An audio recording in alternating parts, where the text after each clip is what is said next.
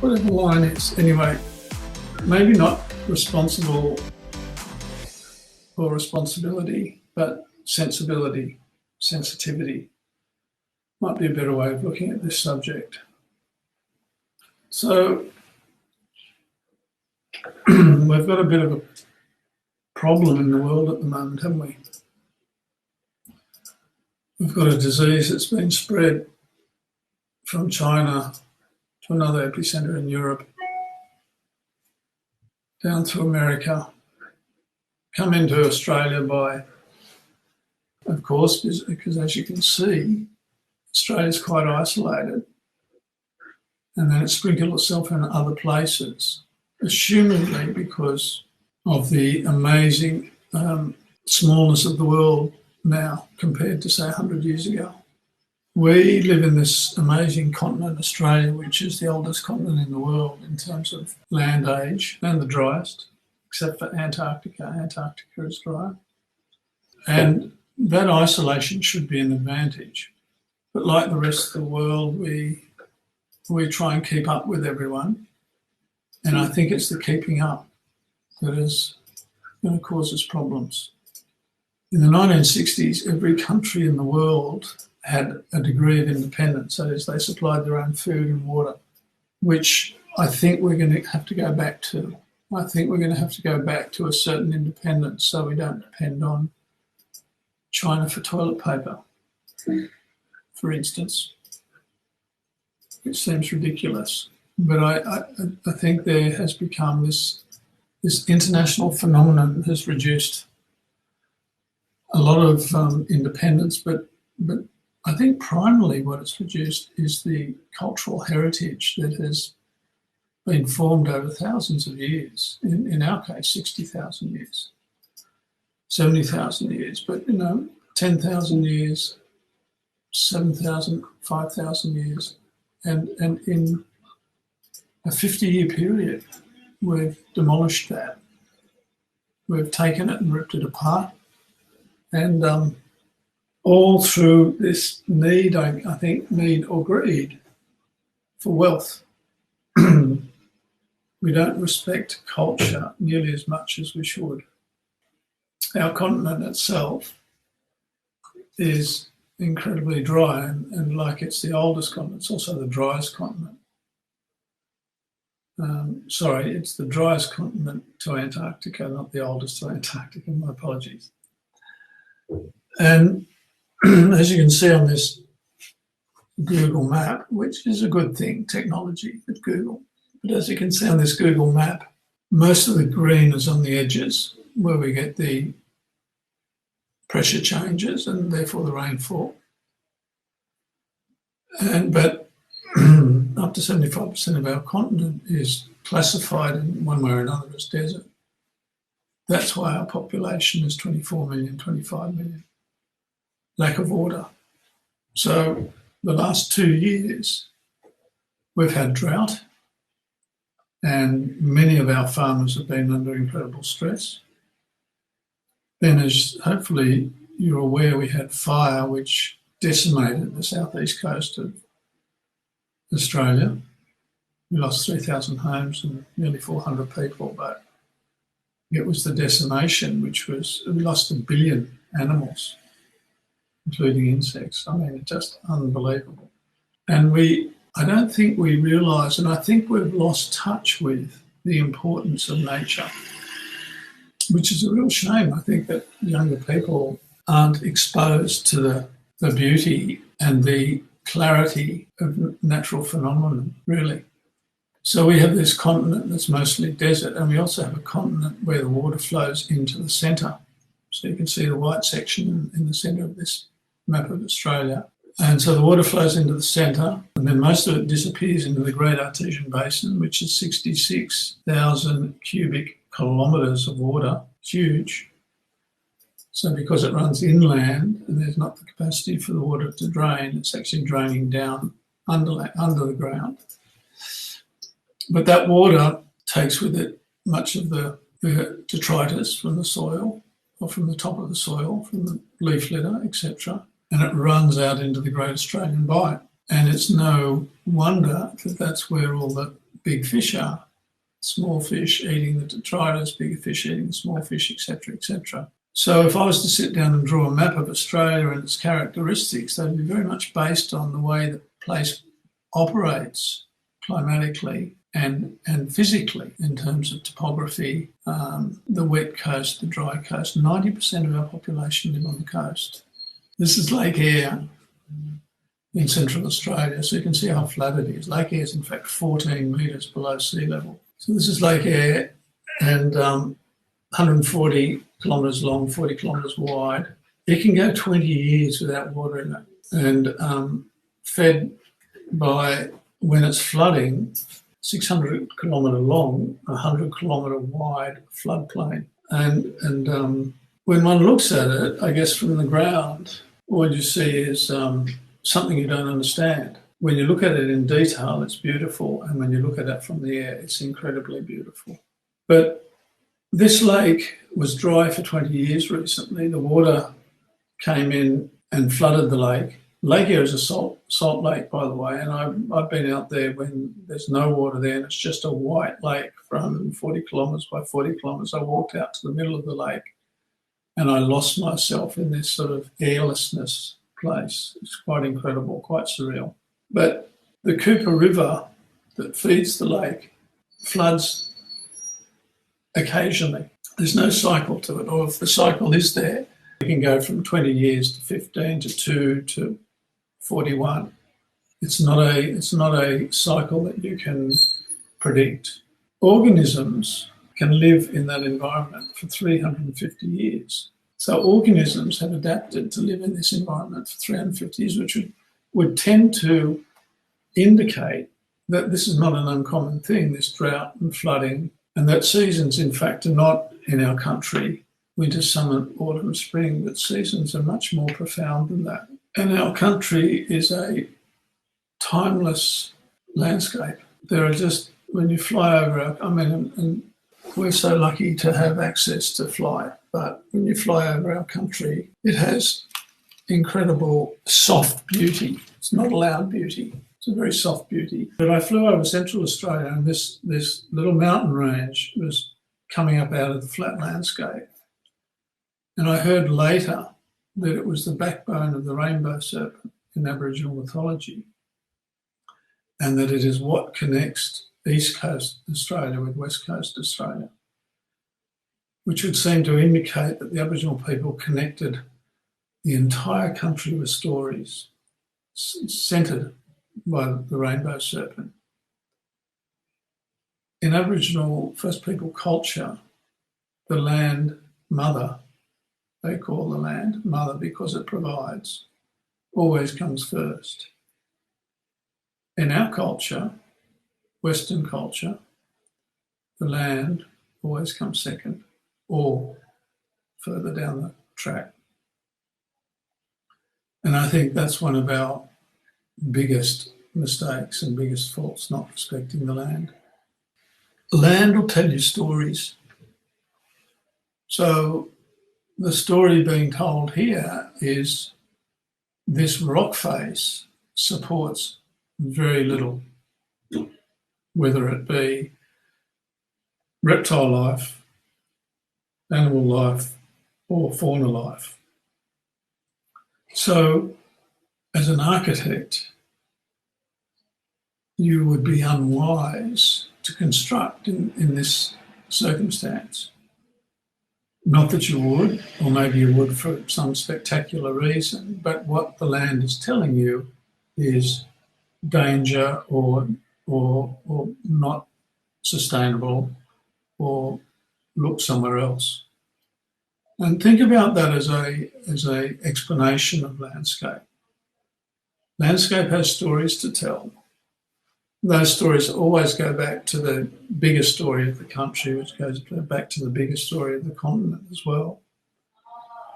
And whenever we do buildings, we always trace the origin of the place back to the macro and then into the micro again to try and understand the patterns that formed the place. And this is the sort of disrespect. The map on the top left-hand corner is a map of Australia with the mine sites on it. which I'd imagine this map was done several years ago, would be much denser than that now. And the overhead image is of a mine site. And you can see a small town there on the lower side of the image. It takes an hour for a truck to get from the top to the bottom of the site vertically. Huge place and huge distraction. The qualities of the soil, of the earth, of the land here can never come back. They can never be replaced. The relationship of microorganisms and bacteria, what have you, it just can't ever happen again. So this place will become desolate. And I'll show you where that's happening a bit later in the talk. On the left-hand side is a map of Australia, broken up into the Aboriginal countries. And the Aboriginal countries are all about sustainability and responsibility, because the size of the tribe is, in general, 300 people, up or down. In the desert, a lot less. So the size of the country within Australia represents the size of the land sustainable for those people. So where the smaller countries are, is more sustainable land, which is around the coast, of course. Now, we totally ignored that map as invaders like 200 years ago and broke the land down in terms of really what prospect we had in mining it or in taking from it, really. So at not one point has the European looked at Australia in terms of what it has to give as a spiritual place and as a place of sustainability. They haven't looked at it sensibly, I don't believe. The next one is a map of New South Wales, which you can see is darkened, and it shows that big swathe down the middle of white, which is the country in New South Wales, which is not as sustainable. We actually have a farm on the edge of that, and it's tough country to work. And then you have drawing or paintings done by two great Australian artists. One's a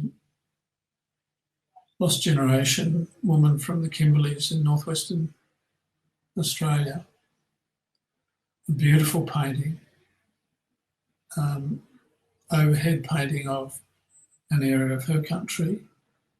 And the one below that is a painting by Fred Williams, also a great Australian artist, but the one below is European, the one above is Aboriginal. The one above is painted emotionally. It's painted from feeling the place, from understanding the way things relate and the way things feel and the way things balance with each other. One below that, which is also a beautiful painting, is how you look at a place. And there's a huge difference between looking at a place and feeling a place. One of our responsibilities is not just to look. One of our responsibilities is to feel. The little shot on the right-hand side is the remnants of a mine on a site where remediation was compulsory if they were to get the mine, 5,000 acres. They went bankrupt. They left the mine as it was. And whenever you mine precious metals, you get toxic waste that comes off that, arsenic in this case. So the water on the left-hand side, carbon dated at 7,000 years old from the Murray-Darling Artesian Basin, is useless water because of toxicity. And the farming land that was our farm is also now useless. This whole section of the southwestern corner of the farm, gone. So for immediate gain, we get long-term loss. Think about that, immediate gain, long-term loss. So the European system of seasons is summer, autumn, winter, spring. In Sydney, for instance, the original system is not, it's actually 6 seasons. And those seasons, as you can see from the lower images, are based on fauna and flora. What activity is there is for fauna and flora? You know, echidna seeking mates. You know, that the echidna is the like porcupine type thing. Lyrebird building mounds. You know, the lyrebird only builds mounds at certain times of the year. I mean, I don't understand at all winter in our country. We get very little snow. It might be in 5% of our, or 3% of the land. We just don't get winter. We don't get autumn. We have no coloured trees other than the ones that have been introduced. The Aboriginal people, flying foxes appear. That's a season. Summer heat starts. That's also an interesting thing. I know that when the summer heat starts. Male kangaroo aggressive. What a fantastic... Because there is, the male kangaroo is only aggressive certain times of the year, and that's when they're mating. So the two most important things in the future, and I'm hearing the politicians talk about becoming more independent again, our country, but whether they'll take that step or not is to be seen. Much of their survival is based on the economy and economics. It's not based on the arts and architecture and sustainability, that's for sure. So it's going to take a big awareness and a big uprising for that to change, which I think is in the air. But we're going to need clean water and we're going to need good food. We recently had 2 million fish die in our Western River system because there was a cotton farmer at the upper end of the river where the water's caught, who'd been given a licence by the government, who were paid royalties for the licence, who was taking per year as much water as Sydney Harbour has. Cotton, farming cotton in the semi-arid desert. So finally on to buildings. This is a longhouse in Papua New Guinea. I went and lived up there for nearly 2 years and lived with these tribes throughout the highlands, the southern highlands, Mount Wasabi, Mogaloo, places like that, and tried to learn where the origins of shelter came from. You know, where shelter has its starting point or its thinking. And it was an amazing period of my life, you know, young enough to be enthusiastic and fit enough to walk kilometres through tough terrain, going from village to village and living in this longhouse on the left-hand side in the dirt with the pigs. But learning immeasurably about the singular most important aspects of shelter. For instance, on the left-hand side, that roof is a series of sago palms that are folded around little battens. And the sago palm is folded in such a way that the more the overlap, the longer the roof lasts. So the building's longevity is decided when they make the building. And it's usually a function of the productivity of the land. So the land will produce food for 7 years, so their building's designed for 7 years. How many of you have thought about the age of your building? That is how long it's designed for. We do. This building I'm sitting in now, which is largely concrete, which I was criticised for, is designed to last roughly 400 years. So I'm hoping that it becomes a family house that's passed through the generations. It's also designed on 3 levels so that 3 families could live here, or 1. Actually, I haven't been checking my time. I'm well over time. This was a longhouse I stayed in where I learned one of the biggest lessons in my life, which was beauty can be incredibly simple. The building was a floor, sago palms flattened and bamboo, walls of the same and roof of the sago leaf. But what was so beautiful is because the floor was slightly open in the morning, the light came through the floor and across the eaves, which is such a beautiful way to wake in the morning. And I think sustainability is also about awareness. It's about being aware of the conditions outside, all the light outside, all the sun outside. Our current bedroom, or which is going to be a long-term bedroom, has a slit window on its northeast corner. So as soon as the sun comes up, it comes across a coffered ceiling and talks to us about the morning. First houses.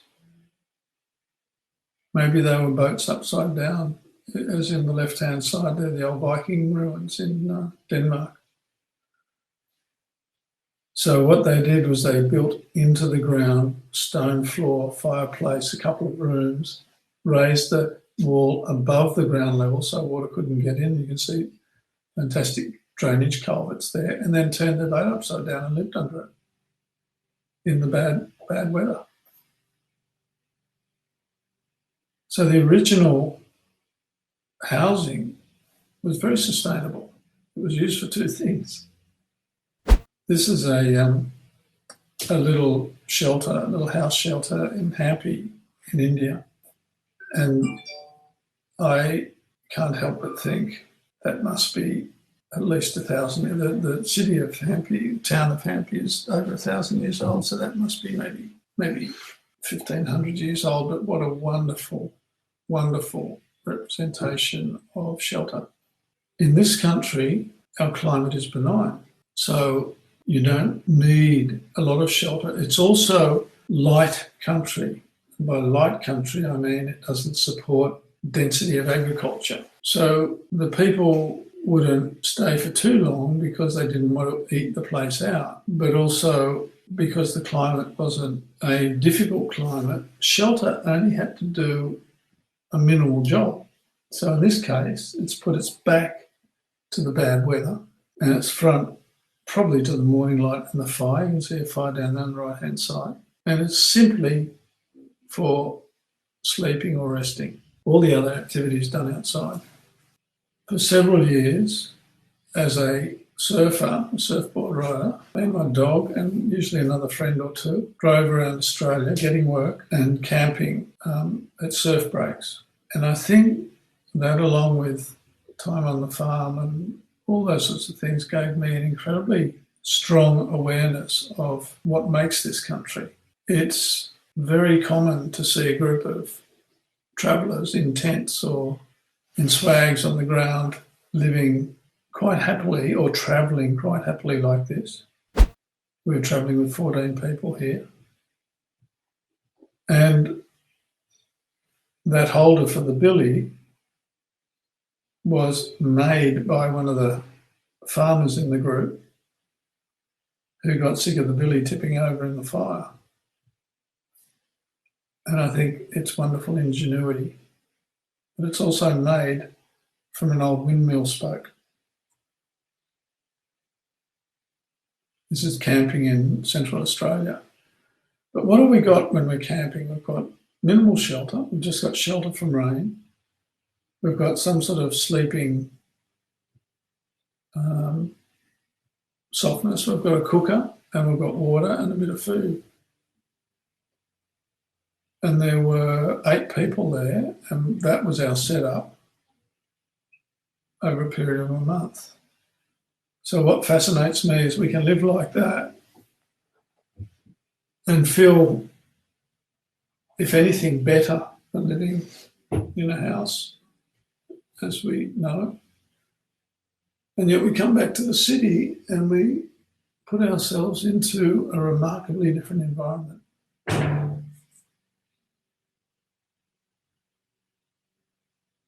Sustainability is also how you use materials. So it's how much do you need, like the tent or the swag, how much do you need in a house to survive? But it's also how do you use the materials in that process of survival. So for those of you who know the properties of timber, the heartwood is in Japan, by the way, beautiful set of steps in Japanese temple, but the heartwood of the timber is never, you invariably gets thrown away. It's not reliable timber, it twists and it moves and that. But if you leave it square like this, and you're happy to tolerate the splits and the crags in it, it's a beautiful bit of timber. Not reliable other than, and so the Japanese, you'll find even when they serve fish or chicken, have learnt to use every part of the material or the animal or the resource, which is, I think, acceptable. The same as the Aboriginal people. If they ate a kangaroo, they took the sinews out of the tail for binding up the axe heads. They used the kidneys for certain things. They used the skin. They made coats out of the skin, and they also made containers out of the skin. There was a variety of things. You can even see here that they've patched quite beautifully the second last tread. And I think that's responsible. I don't think it's responsible just specifying timber. And 99% of us would throw away this chair, but not in Alexandra, in just out of Johannesburg, I think 35,000 people in 1 square kilometre, and a remarkable community of poor people. But that chair works fine. Have a look in your rubbish bin and see if there's anything you can use. I reckon there's probably 3 things. The tree on the left-hand side is a tree in Papua New Guinea, a rosewood tree, and it was planted by the lady who's cut it down, her grandfather, 80 years ago, and he planted it for her to make a canoe with. True story. It carries about 32 people, that tree. The boat on the right-hand side, I'm not sure that you can recycle any of that boat. I think most of it would go, when it's finished being used, would go into the tip. I'm not sure. But I was recently told that a boat like that can use up to $1,000 of petrol a weekend. So we've gone from a really great and socially beautiful responsibility of making things to a showman type behaviour. This is a swimming pool on the south coast of New South Wales, but look, one tiny wall of concrete has made that pool. Probably economy that did it, but invariably you see these situations where they come along and dig it all out and put concrete edges on it. It's a beautiful pool. And a lot of the architecture that happened before the world became international was very sensible architecture. This is up in Broome in northwestern Australia, where they have a roof over half the picture theatre and open over the other half. We had the same sort of roof near our farm at Cobar. And there were many of these picture theatres. And they were brilliant because if you're sitting out in the open at night time, starry sky, what a beautiful atmosphere. And they had canvas chairs and rugs that you could take. If it rained, you just came into the back section and everyone crowded in and pushed in and made it work. It wasn't until the air conditioner came along that this all changed. Sociability changed as well. So on the left-hand side, the top building is Cadman's Cottage, one of the first buildings in Sydney. Right-hand side is a cottage in Cornwall in England. Left-hand side is Paddington in Sydney. Right-hand side is Paddington in London. Left-hand side is a more recent house in Sydney facing west, so you'll need air conditioning in that house. Right-hand side is house in Kyoto, model for a house in Kyoto. So in this country, we have paid very little regard to our responsibility to respect the land or work with the land. I mean, I think that last image, this one here, was much more respectful of the lightweight building that the Aboriginals were building, which was much more responsive or responsible to the land. In fact, this building here, you could probably recycle 90% of that. And I think to a large degree we've lost our creativity. I remember as a young kid, having this amazing selection of different design cars, which one we were going to get and how fast would it go and how good did I look, with boards on the roof, etc. These days, we went to buy a car the other day, and every time we went to a place, they all looked the same. And I'm thinking to myself, is this across the board? And then I thought about international architecture, and I thought it all looks the same too. So the first thing we do in Australia is we cut down the trees and we flatten the land, because all the houses that are produced by the big home builders are designed for flat land. My son was riding through this area with me. We were en route to a site, and he said, "Dad, why do they cut down the trees?" And I said, and he said, "Don't they make oxygen? Do you know the amount of waste you get off a building site you could build another building with? Just next time a house is done," and this is why the cost of houses is so expensive. I mean, how much attention do you pay to the management of materials on site? That is, if you specify a wall 1.3 wide, do you understand that you can only get sheets of material at 1.2? There's going to have to be strips of material cut off another sheet, and then it's going to have to be joined. And where do you join it? Think about waste. Think about how you put buildings together. So on the left-hand side is China and the old buildings of China, the Hakka villages, which are big round earth walls like a metre thick and a lightweight timber frame inside, very good defensively, but also very good environmentally, thermally. And you could live 57 families in that building. On the right-hand side are the new villages. And when we drove through this city, we barely saw a person. So traditionally, we used to learn from the animal itself and the place itself, but now it's much easier to learn from a phone. And just ask who your best teacher is. Traditionally, you used to sit around a fire with a big starry sky and talk about things. Now, in order to talk to the person behind you, you need to, or who knows who they're talking to. But I mean, I think that's a great photo. This insect, 150 million years old, and has the most incredible mechanism of how the wings are attached.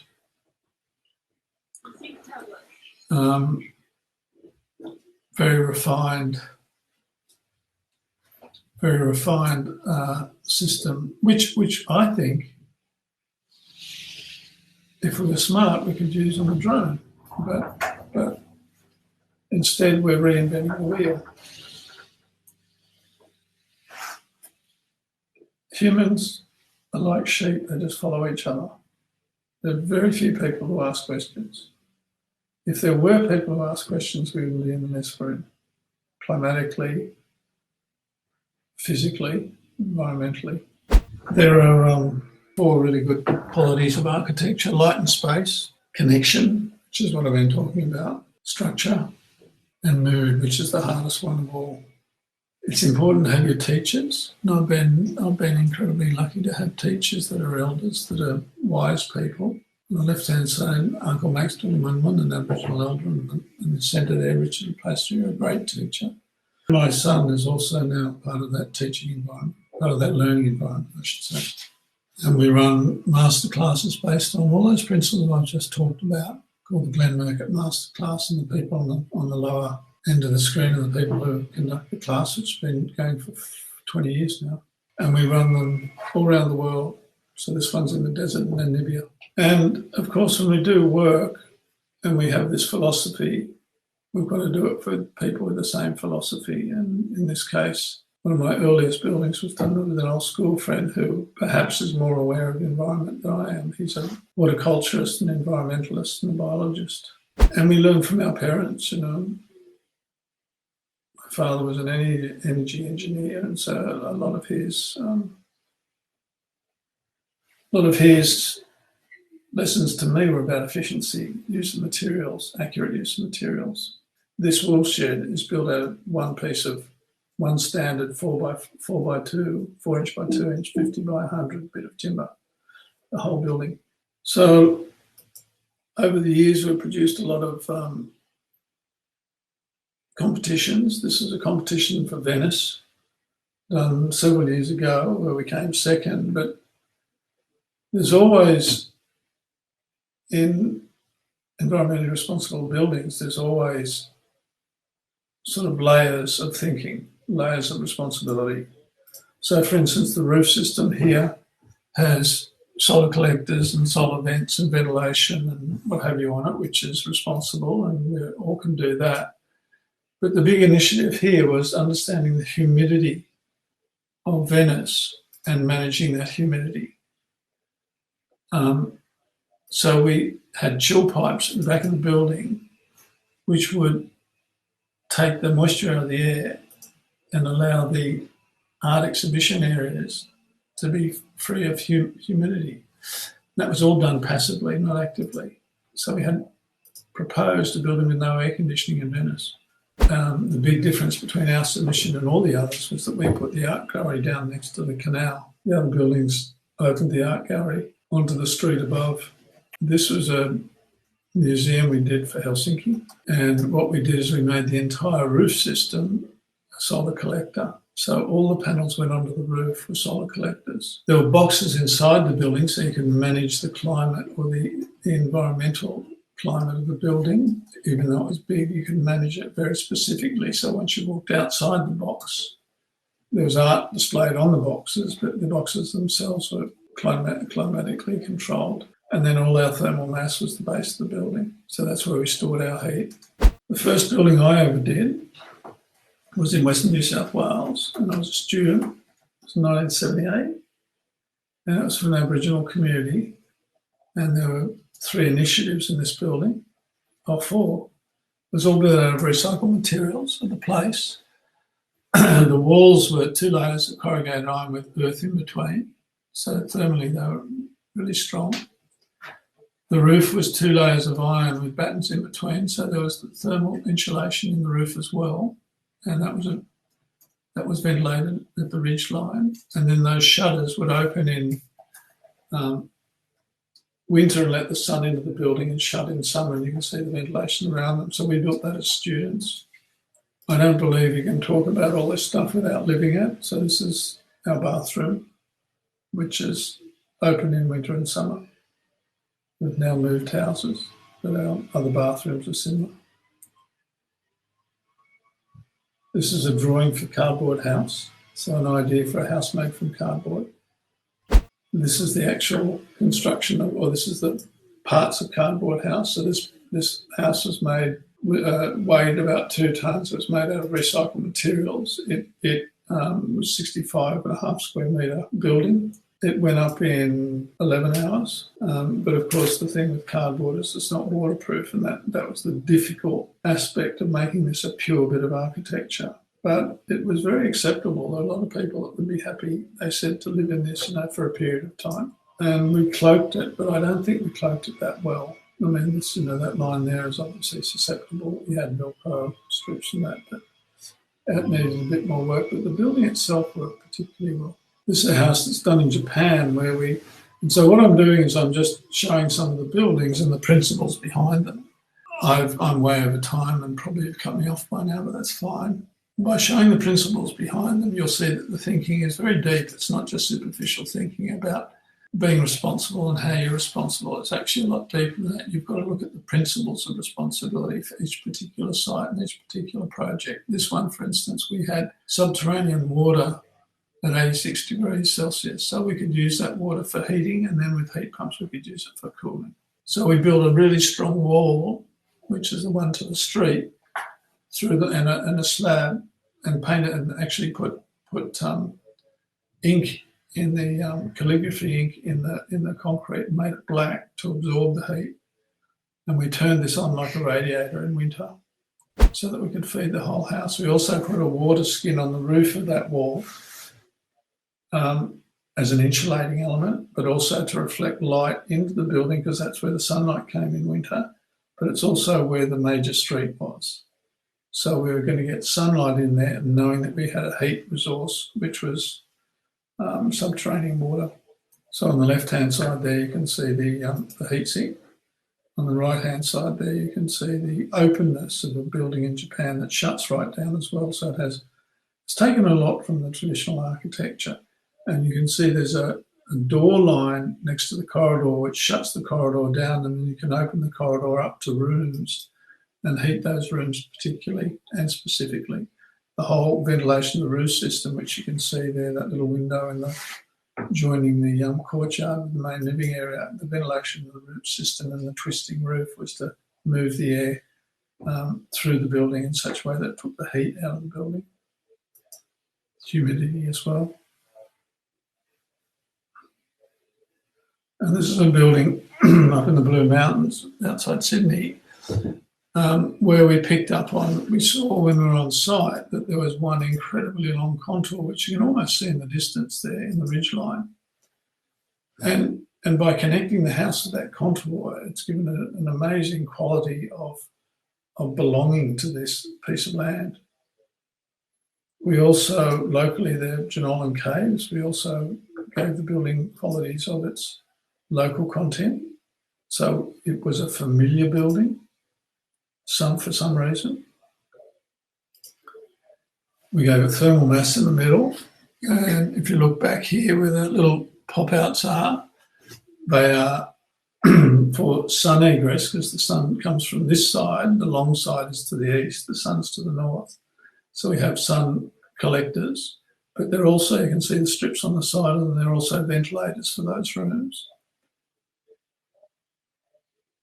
And the thermal mass then stores the heat in winter in these walls. So these walls become thermal walls. The sunlight comes in that slot and heats the walls up in winter, and in summer the angle of the sun is different, so it doesn't get in there. And then we had 4 heat pumps. We took air from 130 metres away, 2 metres deep, and ran it through pipes. You can see the pipe in the middle of the photo there. And we put it into the house at a constant 16 degrees. So when it was minus 16, we only had to, minus 15, we only had to bring that temperature up to 24, 25. And when it was 45, 46, we only had to bring it down to the same temperature, but we were working with 16 degrees rather than the ambient temperature. And it does get cold and it does get incredibly hot.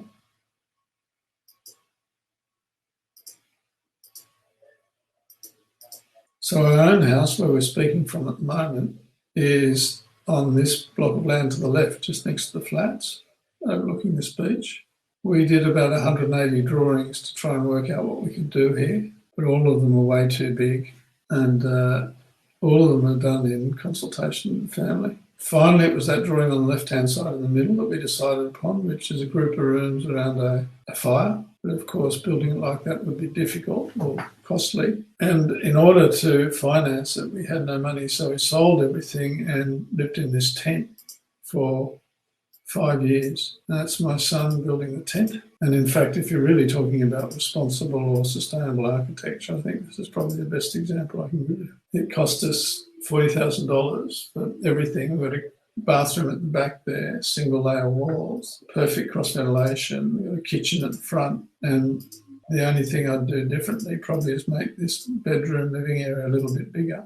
But basically we lived in that for 5 years and never felt that we were under pressure to live there. It was always quite accommodating. We cooked outside and bathed outside. But ultimately, I think if we're going to be doing responsible architecture, it's about the line we leave in the landscape. or the line we leave in the place. It's about domination or lack of domination. It's about like what are the qualities we're trying to bring responsibly.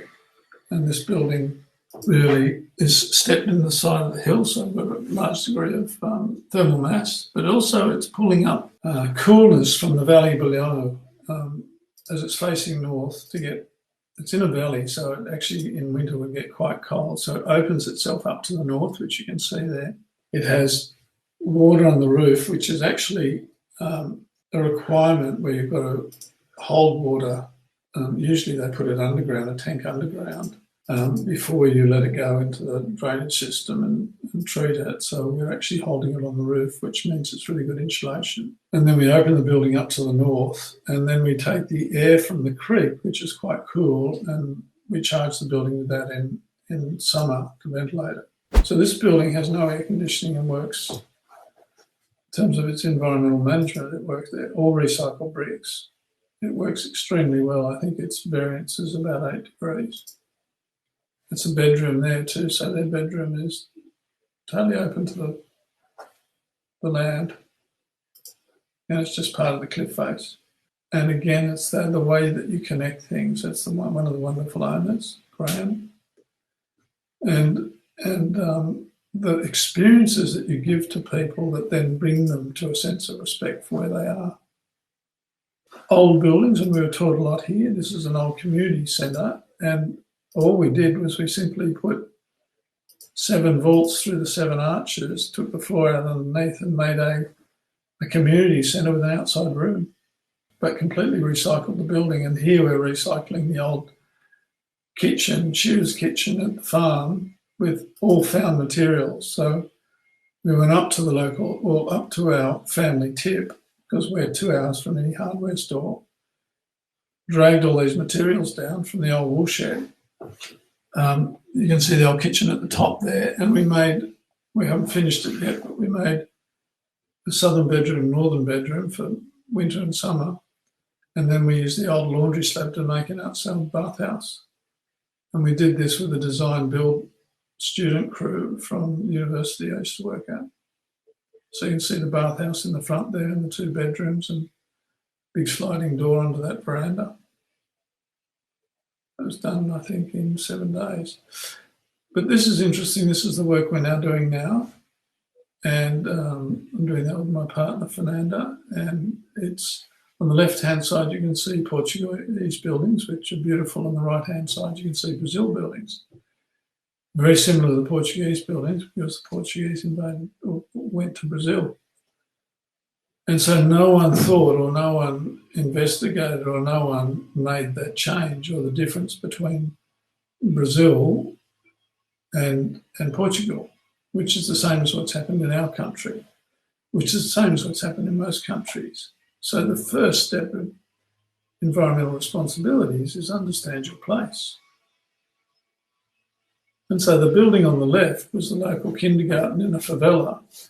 And we've been taking teams of people over there for the last 4 years, and we changed this building into a community centre and kindergarten for the local community, who are one of the poorest in our world, really.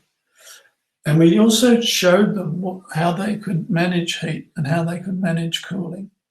So we did a building system that took the cool from the creek through a bathhouse or a wet area and cooled the building.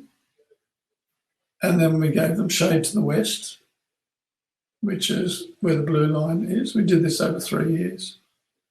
And we put a ventilating kitchen out the back. We cleaned all their water with filtration systems that were easy and local to do, so a bit of gravel and some old tyres. We lined the water tanks, which were all culverts off the side of the road, and we built a kitchen that was fully ventilated as opposed to fully closed, that then ventilated the whole building, which reduced temperatures 8 degrees Celsius. And then we provided a wash area for the kids because they had nowhere to wash, and those 7 water tanks inside the building, which were also structure. And then we went back last year, and so that's the building on the street front now. This was built over 3 weeks. And this is the building we recently did in 1 week in a new area in Brazil for a different community. So we used some old fridges as planting beds. We bought some old containers for $70 each and have used them for water tanks. And at the moment it's the storytelling room, but we'll put some more stuff on it next time we go back. And the people were just so grateful for having an outside covered area. This is the last one I'll show you, thankfully. It's a shearing shed, but it's actually totally designed for environmental aspects, and the aesthetics come out of that design work. So the roof system has 9 sprinklers on it, and the water's caught from the roof in a dam down below here and then pumped back onto the roof again. The screens on the side of the building, the water runs down and the prevailing breeze goes through those screens and cools the building. The principles of loading and unloading the wall are all by hand, so that we don't need machinery. So the height of the building is the height of a semi-trailer truck. The overhang on the roofs is such that it keeps the sun out of the building entirely in summer. So there's no glare, because once you get glare, it's harder to shear the sheet. The roof system we used spans 20 metres unsupported. We worked out the light qualities we needed inside the building. We put in the relevant skylights. That horizontal timber band you can see above the sheet captures the heat from the sheet, and it then redirects that over the shearers on the other side. So we use the heat from the sheet to maintain temperatures in winter, because most of the shearing is done in winter. You can see there that area where we disperse the heat. So you can see 2-way fans as well in that ceiling. So in summer, we take cool air from under the building because it's been in shade all year. So the air under there coming off the ground is a lot cooler through vents under this raised board.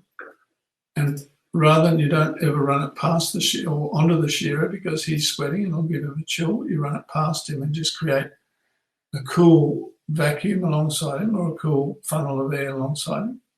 This is the screens on the western side that we run water down.